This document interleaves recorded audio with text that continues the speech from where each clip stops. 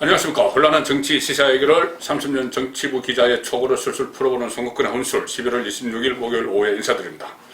오늘은 30년 기자 생활을 하셨고 또 정치부만 15년 하신 송원재 KNN 방송위원 오늘 또 모셨습니다. 두 사람 합해서 정치부 경력 합하면 47년이 됩니다. 뭐 매번 이렇게 소개를 해주셨어요.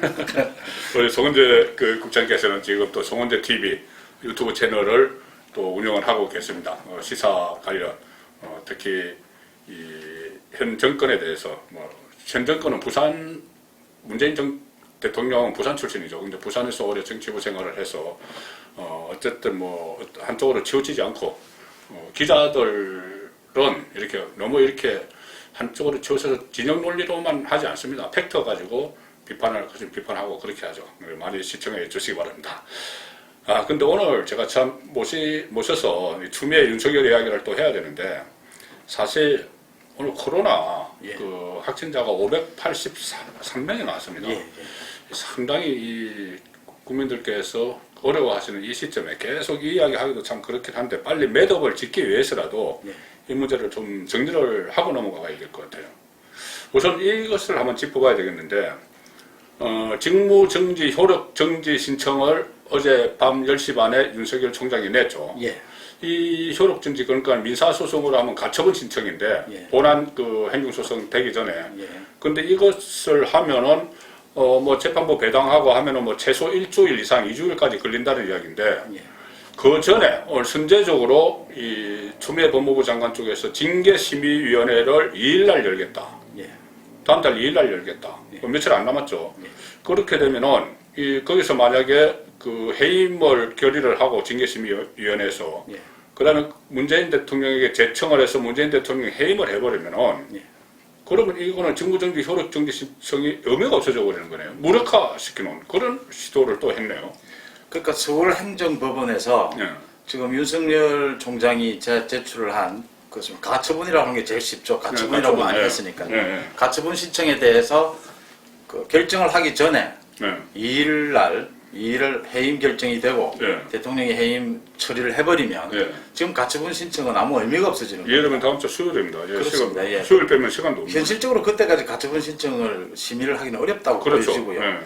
또 오늘 추미애가 2일날 징계위원회를 열겠다라고 한 것은 빨리 당겨서 끝을 내겠다라는 거죠. 그 의도니까 그렇게 본다면 지금 현재 대통령 입장에서도 본다면 해임 제청이 올라오면 바로 해임을 할 걸로 보이거든요. 그렇죠. 그러면 이 문제는 이번 가처분 문제는 끝이 나고 다시 해임 결정이 되든지 파면이 되든지 결정이 되면 그거에 대한 징계위원회의 결정에 대한 가처분 신청과 또 취소 소송이 또 일어날 것이다 이렇게 보입니다. 근데 일단은 어쨌든 그것을 또 하면 또 시간이 좀 지나고 이렇게 되는데, 해임이 아무리 그래도 문재인 대통령이 해임을 시켰는데 그것을 가지고 다시 가처분 신청을 해서 다시 복직을 하고 이러면 상당히 오염도 웃어짓고 한데, 어쨌든 지금은 이 추미애 장관이 윤석열 총장의 합법적인 방어 수단을 무력화시켜 버리겠다. 그것도 무력화시킨다. 이쪽으로 지금 가고 있는 것 같아요. 지금 징계위원회에서 쓰기 위해서 지금 어제 압수수색까지 하지 않았습니까? 그렇죠. 대검에 대해서 징계위원회에 또 다른 자료를 내놓겠다, 보강 자료를 내놓겠다는 거거든요. 이제 윤석열을 꼼짝 못하게 지금 자기가 제안한 6가지 이 이유를 확실하게 보강을 해서 징계위원회에서 해임을 시키는 절차로 가겠다라는 의지를 보이는 것이고, 현실적으로 가처분 신청이 그때까지 법원에서 결정이 나기는 어렵지 않습니까? 그렇죠. 그렇다면은 해임 절차, 징계위원회 해임 절차로 가겠다. 징계위원회도 꼭 이를 결정을 안 할 수도 있습니다만 그것을 연장을 할 방법도 마땅치 않을 것이다 이렇게 보입니다. 그렇죠. 그래서 효력정지 가처분 신청 이제 행정법원에서 판단을 하는 건데, 6개 직무정지 이유를 제시한 6개를 보면 이 6개가 전부 다 법원에서 보면은 이거는 좀 설득력이 없는 내용들이거든요. 윤석열 홍석현 만난 것, 채널A 사건, 함영숙 사건, 감찰 방해, 채널A 감찰 정보 유출, 또 정치 한다는 국감에서 했던 이야기, 이런 거는 거의 다 설득력이 없는 것이고, 불법 사찰 문제도 지금은 통상적인 검찰의 업무였다. 그렇게 지금 가닥이 잡혀가고 있는 이 상황이라서, 그러니 이것을 법원에서는 받아들이기 인정을 하기 어려우니 만약에 가처분 신청을 하면은 인용이 될 가능성이 높죠. 윤석열에게 다시 힘을 실어줄 가능성이 높죠. 그럴 가능성도 있죠. 그렇죠. 법원에서 하면 막 그렇게 되니까. 그래서 법원까지 가지 않고 아예 징계심의위원회는 쐐기를 박아버리겠다. 그렇죠. 그리고 징계심의위원회는 이 추미애 사람들로 다 구성이 되거든요. 7명이 다 추미애 사람들로 구성이 돼요. 뭐 검사도 그렇고 외부인도 그렇고 법무부 장관이 추천하는 사람들로 돼버리기 때문에 거기를 통해서 정강석화처럼 처리를 해버리겠다. 윤석열 총장이 가처분 신청도 하게 되고 지금 행정에 대한 취소 소송도 하게 되는데 대부분의 경우에 그동안은요 우리 법원의 판결 경향을 보면 보수적이었다고 보시면 됩니다. 사실은 이 같은 공무원들끼리의 판결에 대해서 사실은 그 행정처분에 손을 들어주는 경우가 많았습니다. 그 행정처분에 문제가 있다라고 하면 더 큰 혼란이 또 야기가 되는 부분이 있지 않습니까? 그러니까 그동안은 보수적이었는데 뭐 아시다시피 윤석열 검찰총장에 대한 이 직무정지도 헌정사 처음이지 않습니까? 이번에는 뭐든지 처음 있는 일이다 보니까 여러 가지 예측도 나오게 되고 변수도 많고 이런 상황입니다. 근데 이제 어쨌든 이 추미애의 추가 노림수는 지금 거의 다 드러났는데 이게 만만치 않은 것이 지금 검찰의 움직임입니다. 검난, 소위 검난인데 오늘 고검장 6명 저는 초유의 성명서를 냈죠. 차관급입니다. 저는 차관급 6명이 다 성명서를 냈고 또 대검 연구관들은 어제 했고 오늘 대검 중간간부 또 검사장 17명 전부 이렇게 성명서 물론 검사장 안에서 뭐 이성윤 이런 사람들은 빠졌죠. 이성윤, 김관정, 이종우 이 동부지검장, 남부지검장 이성윤은 서울중앙지검장이고 이 사람들은 친추미애 쪽이니까 그 사람들 여기서도 검찰에 갈라졌어요. 어쨌든 검사장 17명이 참여를 했고 또 오늘 한 10개 지검에서 검찰청에서 지방검찰청에서 또 평검사회를 하고 이렇게 하니 자 과연 이 검찰에서 조직적으로 상당히 반발을 하고 또 전직 검찰총장들도 막 지금 성명을 내고 하고 있거든요. 이 상황에서 과연 이렇게 밀어붙일 수 있을까? 문재인 정권이 밀어붙인다고 보세요? 저는 이미 밀어붙이고 있다고 봅니다. 밀어붙이고 있죠. 근데 지금 와서는 문재인 정부가 이것을 되돌릴 수 있는 뭐 어떤 계기도 마련하기 힘들다. 일단은 이걸 밀어붙이고 난 다음에 그 정치적 책임을 안고 가는 방향으로 가게 될 거다 이렇게 보입니다. 일단 무조건 밀어붙인다. 지금 뭐 시민단체 민변 변호사협회 다 반대하고 있지 않습니까? 검찰도 지금 평검사와 간부검사가 이렇게 한 목소리를 내는 경우도 거의 없었거든요. 그렇죠. 이런 상황인데도 여기에서 아마 뭐 밀린다면 뭐 더 큰 위기가 올 거다 이렇게 밀리면 바로 지금 밀리면 바로 레임덕입니다. 바로 레임덕 가고 살아있는 권력 수사 다시 하고 그렇게 되죠. 그러니까는 지금 정권 차원에서는 어떻게 보면은 그 생존 전략으로 밀고 나갈 수가 있겠죠. 생존이라고 하셔도 좋고 뭐 재집권 전략이라고 하셔도 좋고. 재집권 전략으로 밀고 나간다. 그러면 굉장히 혼란이 커질 텐데 이게 뭐냐면 이번 검난이란 것은 과거 검난은 검찰 조직 내부의 이야기였습니다. 주로 검찰 조직 내부에서 역학관계 이것 때문에 막 검난이 일어나고 했는데 이번 검난은 권력에 대응하는 거거든요. 권력이 검찰 조직을 무력화시키니 거기에 대응하는 거라서 자 물론 검찰도 만만치 않겠지만 지금 문정권 입장에서 딱 보면은 이것은 밀어붙이지 않으면 밀리면 끝장이다. 일단 칼을 뺐고 일단 강을 건넜다, 루비콘 강을 건넜다라고 보여지는 게요. 저는 지난주에 이 시간에도 와서 또 같이 본부에도 말씀을 했지만 그 윤건영 국회의원의 말이 신호탄이었다라고 보여집니다. 윤건영 경고한다, 선 넘지 말라. 윤건영 의원이 누구냐고 한 번 더 말씀을 드리면 윤건영 의원이 김경수와 함께 나란히 그 문재인 대통령이 국회의원 시절에 보좌관을 나란히 지냈습니다. 그러니까 문재인 대통령이 보좌관들을 아끼고 자기들 마음에 드는 사람과 일을 자주 하시는 편인데 그 중에 가장 아끼는 보좌관이 김경수와 윤건영이라고 보시면 됩니다. 그래서 윤건영, 김경수가 하는 말은 거의 그 문재인 대통령의 뜻이 담겨 있다 이렇게 해석이 되는 경우가 많은데 국회의원으로서는 하기 힘든 경고한다, 선을 넘지 마라. 그럼 그 이야기는 곧 문의 말이네. 그렇죠. 그렇게 보시면 이 원전 수사에 대해서 사실은 추미애가 그동안 하듯이 감찰을 할 수도 있고 네. 예, 인사를 할 수도 있지 않습니까? 네. 근데 하지 않고 있었던 건 원전 수사가 착수되면서는 이미 이 시나리오가 준비가 됐다. 네, 네. 이렇게 지금 해석을 하고 있고요. 어, 예, 그 윤건영이가 그 신호탄을 준 것이고, 네. 그럼 문재인 대통령에 걸려 있는 건 두 가지죠. 크게는 이번 원전 수사와 저 송철호 울산 시향권이지 네, 않습니까? 송철호 울산 시향권에 대해서는 문재인 대통령이 여러 번 가는 곳마다 우리 송철호 후보 당선되는 것 한번 보고 싶다. 네, 소원이라고 뭐 이야기했죠. 했고, 원전 수사에 대해서는 월성 원전 1호기 언제 폐지하나? 네. 라고 추궁을 했었지 않습니까? 네, 네. 뭐 지금 이 산자부의 분위기를 제가 잠깐 최근에 들었는데 이 원전 수사에 대해서도 산자부 자기들도 네. 이 수사가 반은 맞고 반은 다 틀린다. 네. 이런 반응들입니다. 그러니까 이 절차상 문제가 있는 건 좋은데 그 수사를 하게 되면 이 원전 정책 전체를 건드리지 않을 수가 없는 것 아니냐. 그건 어차피 대통령을 겨냥하게 되는 것 아니냐. 이제 이런 얘기들이 나오고 있으니까 대통령으로서는 원전 수사가 들어오면 이건 송철호 수사권과 같이 이건 꼼짝을 못하는 부분이다. 양대 아킬레스건. 예, 물러설 수 없는 부분 이렇게 판단을 하고 있다고 보여집니다. 양대 아킬레스건이 지금 걸려 있기 때문에 어쨌든 뭐 검찰 조직 전체를 상대로 해서도 일전을 불사할 수밖에 없는 네. 그 상황으로 가고 있는 거죠. 그 중요한 점이 조금 전에 말씀하신 것 중에 윤건영이 문의 말을 대신한 것이다. 경관다 선 넘지 마라. 이 말을 왜 문은 직접 안 하죠? 문재인 대통령은 저도 뭐 제 나름대로 이렇게 말씀을 드리는데 네. 그 문재인 대통령은 자신이 생각하는 기준, 네. 법적인 기준 또는 뭐 자기의 판단 기준을 넘어서서 행동하는 걸 굉장히 싫어합니다. 아, 법적으로 자기가 조금이라도 걸리는 부분을 절대 하지 않습니다. 변호사라서 그런가? 뭐 성격적으로도 과거에 왜 노무현 전 대통령이 문변에 대해서 네. 문변은 절대로 정치하지 마라. 이야기했죠. 예, 정치는 정말 안 맞는 것 같다에 음. 조금 고지식한 이런 부분들이 있다.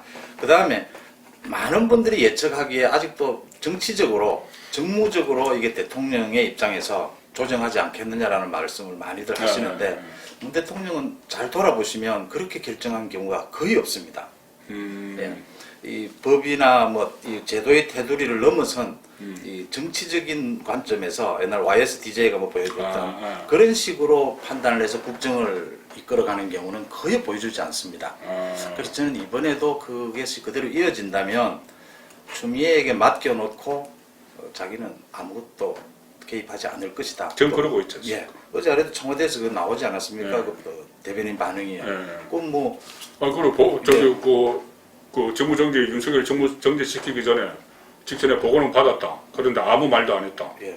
그 이야기죠. 자꾸 청와대 입장을 묻는데 그러면 뭐 우리가 뭐 징계 수위를 결정해 주란 말이냐 이렇게 오히려 나오는 것이 이제 대통령은 자기가 개입할 일이 아니고 개입 절대 하지도 않는다. 그러면 국가 통촉권자, 국가 최고 국정 운영 책임자로서 리더십에 문제가 있는 거 아닌가요? 그렇게 되면?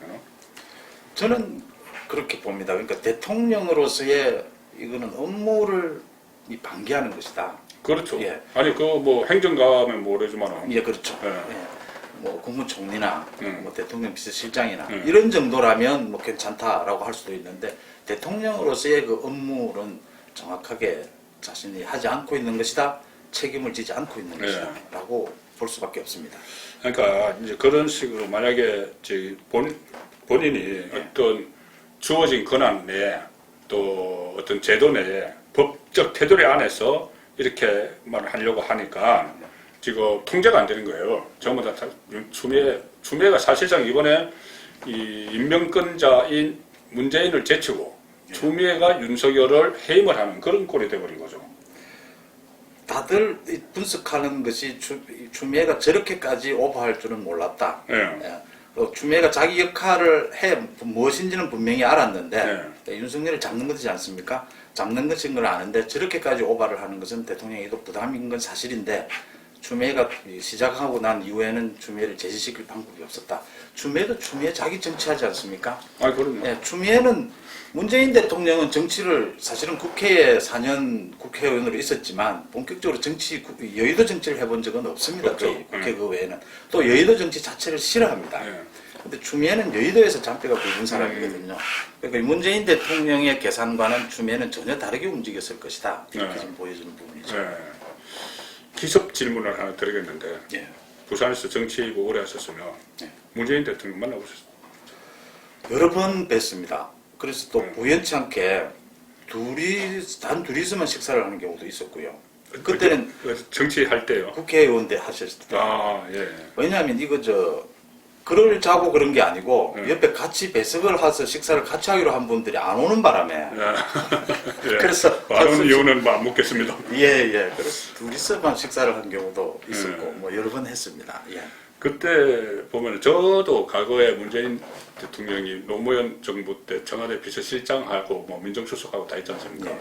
그때 저도 그 청와대를 출입을 해서 뭐 간접적으로 이렇게 뭐 얘기를 나눠봤는데 상당히 어떤 결단을 못하는 본인의 주관적인 의견을 피력하지 못하는 그런 스타일이었던 것 같아요. 그리고 당시에 그 정책실장으로 같이 일했던 김병준 전 실장에게도 제가 들은 말인데 문 대통령이 그동안 그 회의를 하면서 노무현 정부 때 청와대 내부 회의를 하면서 본인의 주관적인 의사, 본인의 입장 이것을 뚜렷이 표현한 걸 본 적이 없다. 예. 북한 인권 문제에 관해서만 한두 번 있었지 예. 다른 일반적인 현안에 대해서는 본인의 입장을 뚜렷이 피력한 거 본 적이 없다. 이렇게 이야기를 했거든요. 저도 놀라는 것 중에 하나가 원전에 대해서 저렇게 강하게 문재인 대통령이 탈원전에 대해서 네. 아주 강하게 이야기하지 않았습니까? 예. 원래 그런 스타일이 아니거든요. 영화 보고 고쳤다는 걸. 근데 뭐 설마 영화 네, 보고야 그거는 고쳤겠느냐라는 생각은 있습니다만 의외의 부분이고 문재인 대통령이 두 가지 자기의 뚜렷한 어떤 책임지고 어떤 해결책을 낸다든지 네. 자기 그 의견을 낸다든지 하는 경우가 없고요. 네. 또 하나 자기가 뭐라고 해야 돼 싫어하는 또 자기가 조금 좀 꺼려지는 사람들과 만나는 걸 굉장히 별로 좋아하지 않습니다. 아, 낯가리는 의미 있으면. 예, 식사하고 뭐 이런 시간을 많이 가지는 거에 대해서 굉장히 별로 좋아하지 않고 혼밥한다는 이야기도 많이 예. 해요. 특히 부산에서 국회의원을 하실 때도 기자들의 접촉 뭐 이런 많지 않습니까? 이런 접촉도 최소한으로 줄이는 그런 자세를 보였습니다. 그러니까 그것이 결국은 지금 불통으로 이어지는 거거든요. 문재인 대통령이 왜 지금 침묵을 하느냐 이런 저도 오늘 아침에도 분석을 했고 언론도 오늘 막 일면 톱으로 나온 데도 있어요. 일면 톱으로 문재인 침묵을 왜 하느냐. 중앙일보는 또 한 면 다 틀어서 문재인 안 보인다 이렇게 이야기를 하는데 대통령이 안 보인다. 결국은 불통의 문제죠. 불통. 그러니까 박근혜 전 대통령이 이렇게 실패를 한 것이 결국은 뭐 소통 부재 불통 이야기를 하는데 지금의 불통은 그때에 못지않게 어떻게 보면 그때보다 더 심한 것 같아요. 네. 그 기자회견 숫자가 나왔지 않습니까? 저희 여섯 번. 여섯 번. 그 숫자가 나오는 거 보니까 지금 박근혜가 3년 동안 5번, 그 다음에 MB가 DJ가 150번, 네. 이명박 20번 이렇게 있으면 됐죠. 이렇게 나오는 거 보면 네. 지금 뭐 아시다시피 연두 기자회견 빼고는 기자회견 한 개 기억이 나지 않지 않습니까? 그렇죠. 그러니까 뭐 불통으로 다 포용되는 이야기들이죠. 근데 이제 그것이 그 불통은 불통인데 이게 나라가 지금 이렇게 돼버리니까 그게 문재인 대통령이 침묵을 하고 있는 데 대해서 상당히 지금 비판적인 시각이 많은 것이죠. 예. 그리고 어떻게 보면은 본인이 지금 어떤 행동을 하면 나중에 그것이 본인에게 부메랑에 대해서 직권 남용이나 혹은 뭐 더 큰 사법적 그 책임을 질 수가 있다. 이 생각 때문에 또 안 하는 것 같기도 해요. 분명하죠. 그런 부분들을 하기 아주 싫어합니다. 예. 그리고 뭐 이렇게 정무적으로 어떤 판단을 해서 그 부분을 자기가 책임지고 해결을 한다든지 또 이 법적으로 좀 문제가 될 소지가 있는 부분들은 절대 하지 않는 부분입니다. 그건 어쩔 수 없이 주변 사람들이 해줘야 되는 그동안의 형태를 보면요. 그런 부분들입니다. 그 김경수가 연관되어 있는 드루킹 의혹도요. 드루킹이 그 정도까지 얘기가 되고 그 정도 댓글이 달리고 한다면 그 후보가 모를 수가 없죠. 이거 모른다는 건 말해야 됩니까? 그 김경수 그때 대변인이고 하루 종일 붙어 다니고 하루 종일 붙어 그 하루 종일 붙어 다니는 와중에 드루킹 김동원 씨와 10번을 만났거든요. 그럼요. 그래도 끝까지 그에 대해서 아무런 언급을 하지 않는 그러니까. 건 뭐 역시 문 대통령의 스타일이 그렇다 이렇게 볼 수밖에 그때 없고. 뭐 김정숙 씨도 뭐 저기 우리 저기 경진모 가야 된다 예, 뭐 영상까지 나왔죠. 예, 그렇습니다. 자, 문 대통령의 스타일이라고 볼 수 없고 그 스타일은 결국은 대통령에 대한 책임감 회피다 이렇게 갈 수밖에 없는 대목이죠. 그러니까 제가 말씀드렸다시피 이렇게 이 코로나로 이렇게 국민들이 불안해하고 있으면 이것을 정리를 하는 사람이 대통령이 정리를 해야죠. 대통령이 지금 정리를 못하고 있으니 이런 혼란이 일어났는데 지금 마지막으로 그 수순을 노리는 것 같아요. 뭐냐면은 징계심의위원회를 열어서 그 추미애가 해임 제청을 해서 해임을 시키고 그러면은 좀 역풍일 수가 있죠. 그 윤석열을 이렇게 강제로 쫓아내면은 그럼 윤석열의 몸값이 또 올라가고 할 텐데 그렇기 때문에 곧이어 개각을 하면서 추미애도 동반 퇴진시키는 저는 그 수순으로 가고 있다고 보는데. 공수처 법안도 그렇죠. 이제 그것도 법 개정을 하기로 했으면 네. 이제는 뭐 여당이 마음대로 가는 것 아닙니까? 네. 그럼 뭐 추미애 효용 가치는 떨어졌다는데 그렇죠. 문제는 이제 추미애가 네. 그렇게 되면 자연스럽게 추미애 책임론이 불거질 수 있거든요. 네. 추미애가 이걸 받아들일 거냐라는 부분이죠. 추미애가 며칠 전에도 SNS에 자기가 가슴이 찔린 듯이 아프다. 네, 아들 문제 뭐 이야기했죠. 예, 여러 가지 얘기를 한 것은 어떤 배신을 당했다 이런 얘기도 있거든요. 네. 이게 이 여당에서 추미애 책임론이 많이 나오니까 네. 내를 이렇게 써먹고 뭐 나한테 국무총리 얘기도 있지 않았습니까? 네. 나를 뭘 좀 챙겨주지 않느냐 네. 이런 부분에 대한 섭섭함 이런 것들이 있었다 이렇게 해석이 되는데 추미애가 그걸 받아들이겠느냐라는 부분도 아마 부담일 겁니다. 그러니까 그 국무총리 이야기인데 그 이야기를 했었죠. 그 국회에서 나에게는 정치적 야망이 없다. 검찰개혁 하기 전까지는. 그 이제 정치적 야망이 없다는 건 서울시장 선거나 대선 이야기 물어봤을 때 그렇게 나왔거든요. 그건 이제 선출직 이야기예요. 선출직, 선거직. 선거직은 본인이 나갈 수가 없는 입장이에요. 만약에 나가면은 아들 문제, 병역 그 특혜 복무 의혹 이런 거 다시 또 막 불거지거든요. 딸 식당에 가서 뭐 정치 자금 카드 사용한 문제 다시 불거지니까는 그건 어렵고 나머지 이제 임명직이 있는데 임명직이 남은 게 국무총리고 그 TV조선에서 그 보도가 한 번 나왔었죠. 노영민 비서실장이 나를 총리로 만들어 시켜달라고 대통령에게 대놓고 요구했다 이런 보도가 나왔었어요. 그러니까 아마 그거 카드라면은 이번에 이 동반 퇴진을 하고 정세균 국무총리가 대권 도전을 하겠다고 내년 상반기에 나올 거거든요. 개혁을 한 번 더 한다는 거죠 지금. 왼말 연초. 연초에 들어가는 그 그림 아닐까? 그 그림도 충분히 가능성이 있는 얘기입니다. 그러니까 뭐 추미애에게 이번 개각에 추미애를 포함시키려면 최소한 추미애에게 뭔가 언질은 줘야 되는데 그렇죠. 그 언질이 이제 그 부분이 될 것이다. 그러면 그렇죠. 이제 추미애도 순순히 물러날 수 있다. 그럼 어느 정도 윤석열 이 문제로 이러한 이 부작용 이걸 추미애가 어느 정도 안아줄 수도 있다라는 건데 그 언질을 문 대통령 많이 줄 수가 있는데 문 대통령이 정치권에서 그런 언질 뭐 아무 소용 없어요. 소용 없는데 추미애가 혹시 그 이제 쏟고 이제 그렇게 할 수도 있는 거죠. 뭐 오늘 해서 내일 국무총리 시켜준다고 그래서 상황 변화 이러면 끝입니다. 그런데 어쨌든 이렇게 동반 퇴진으로 가면 승자는 문재인 정권이죠. 살해는 권력 수사를 일단은 윤석열도 동반 퇴진하는 맞겠죠. 당장은 그렇게 보이는데 저는 정말 윤석열 총장이 이번 이렇게 이제 해임이 당하는 완전 칼질을 당하는 것 아닙니까? 그렇게 되면서 윤석열을 정말로 키워주는 이제 뭐 야권 반문재인 전선의 아주 대표주자로 키워주는 그런 일들이 생길 수 있다. 저는 최근에 그런 이야기를 했습니다. 윤석열 이 얘기를 보면서 상황은 정말 다르지만 과거 1979년도에 그 YS 김영삼 대통령이 국회에서 제명될 때 영원히 살기 위해서 내가 잠시 죽겠다.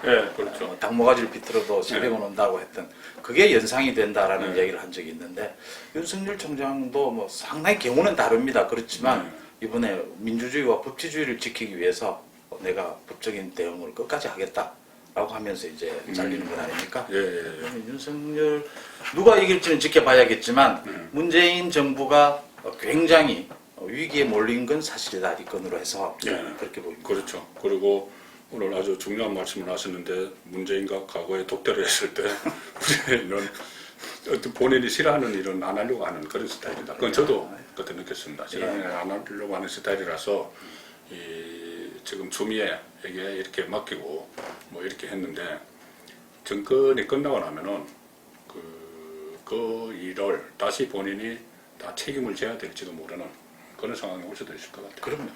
네. 총체적으로 책임을 지는 자리에 있으면서 책임을 지지 않는 식으로 행동을 하게 되면 네, 그것은 나중에 그 과정은 다 자기한테 그대로 더 플러스돼서 돌아갈 것이다. 이렇게 보는 거죠. 알겠습니다. 정치부 기자 생활 15년, 전체 기자 생활 30년, 그 15년 동안 부산에서 주로 활동을 하셨기 때문에 문재인 대통령과 독대도 했고, 또 문재인 대통령이 크게 그냥 뭐 정치부 기자들은 그좀 독대했다고 합니다. 그냥. 2시간 대화를 나눴는데 한 서너 번 정도 네. 뭐 계속 혼자서 말씀하시는 걸 들었기 때문에 네. 뭐 크게 뭐 그러니까 대화가 더 많이 대화인지 뭔지 네, 그래서 다음 주 또 오셔가지고 또 깊숙한 정치권 소식 좀 전해주시 부탁을 드리고 오늘은 마치겠습니다. 고맙습니다. 고맙습니다.